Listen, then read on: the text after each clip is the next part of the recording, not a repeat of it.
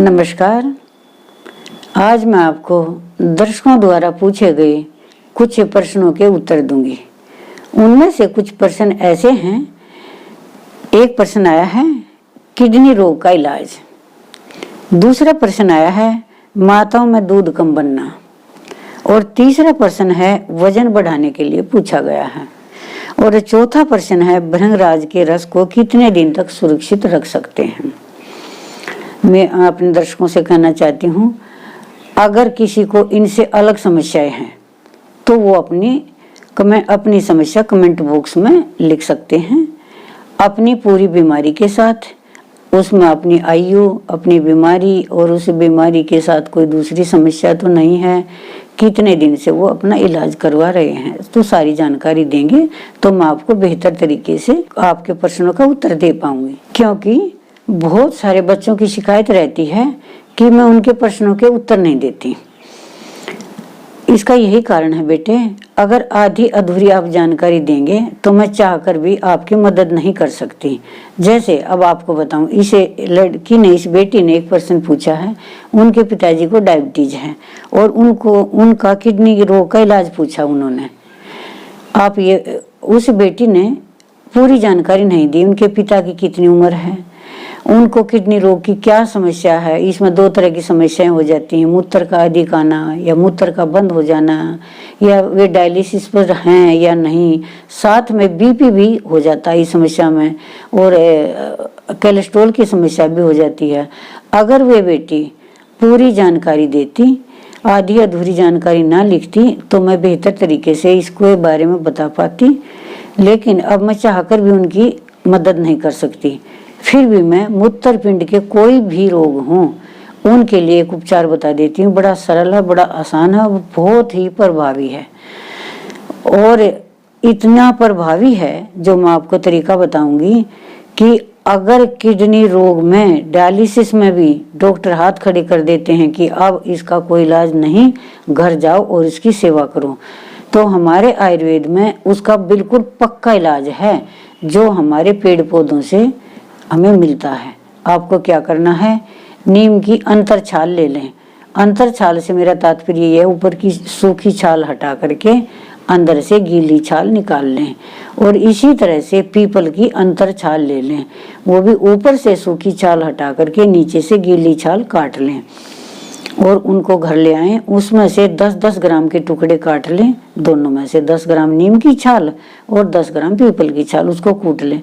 कूट करके 400 ग्राम यानी 2 गिलास पानी में डालकर उसका काढ़ा बनाएं। पकते पकते तकरीबन 100 ग्राम रह जाए या 1 कप के करीब रह जाए, उसको नीचे उतार कर छान लें। वो अपने पिताजी को खाली पेट पिला दें और 1 घंटे बाद खाना खाएं। इसी तरह से शाम को खाना खाने से 1 घंटा पहले इसी काढ़े को पिलाएं।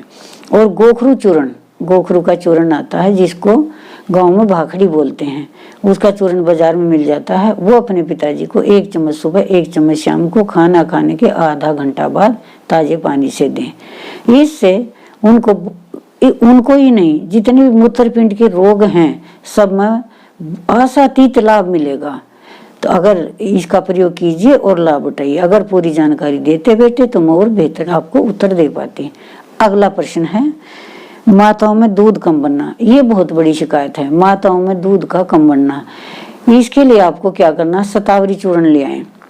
शतावरी चूर्ण आता है बाजार से, उसको माताओं को सुबह शाम 1 छोटा चम्मच सुबह 1 छोटा चम्मच शाम को दूध से पिलाएं, दूध से खिलाएं। अगर लगातार माताएं इसका प्रयोग करती हैं तो एक तो माता में कमी नहीं आएगी। किस चीज की, कैल्शियम की। कमर में दर्द रहना, हड्डियों में दर्द रहना, थकान रहना, क्योंकि जैसा बच्चा दूध पीता है इतनी शक्ति माता में आ जाती है चूर्ण से कि उनमें शारीरिक शक्ति बढ़ी रहती है और दूध पूर्ण मात्रा में उतरता है, बच्चा पेट भर दूध पीता है। शतावरी चूर्ण के तो इतने गुण हैं कि अगर किसी की भैंस गाय कम दूध देती है, उनको भी 100 ग्राम शतावरी चूर्ण रोज दिया जाए तो वो भी दूध बढ़ जाती हैं। तो माताओं को मेरा निवेदन है, जिनको दूध की कमी है अपने बच्चों को डिब्बा बंद दूध ना पिलाएं। डिब्बा बंद दूध में बच्चों को तरह तरह की तकलीफें हो सकती हैं, पेट में मरोड़ हो सकती है, कब्ज रह सकते हैं, दस्त हो सकता है, उल्टी आ सकती है, हाजमा अच्छे से नहीं बन सकता, अफारा हो सकता है। और जो माँ का दूध है सीधे सीधे स्तन से बच्चे के पेट में जाता है, वो भगवान की कृपा से बच्चे को 98% वो दूध हजम हो जाता है और बच्चे में शारीरिक शक्ति साथ साथ आ जाती है। तो मेरा निवेदन है माताओं से, जो भी माताएं इस तरह की समस्या से जूझ रही हैं, वे शतावरी चूर्ण का सेवन करें। अब अगला प्रश्न है, वजन बढ़ाने के लिए एक बेटी ने पूछा है। उनका 1 साल का बच्चा है और उनका वजन बहुत कम है। देखो, इस बेटी ने भी आधी अधूरी जानकारी दी है। इसने ना तो अपनी लंबाई के बारे में बताया है और ना ही इन्होंने ये बताया मेरे अंदर कितना वजन है। फिर भी मैं आपको एक पैमाना बता देती हूँ, कुछ औषधि बता देती हूँ। 1 इंच में 1 किलो वजन होना चाहिए।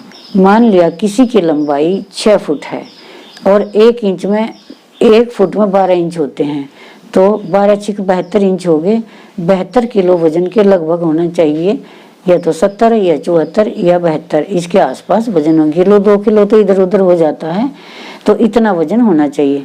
तो जिस बेटी ने वजन बढ़ाने के बारे में पूछा है वो अपना वजन कर लें और वजन करके ये जान लें कि मेरे अंदर कितना वजन कम है।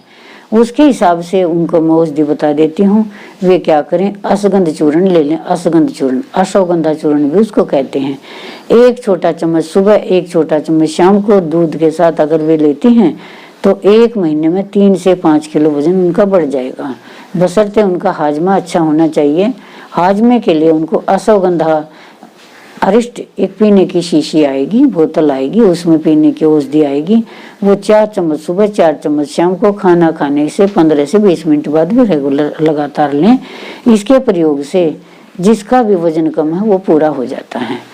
और अगला प्रश्न है, भृंगराज रस को कितने दिन तक सुरक्षित रख सकते हैं?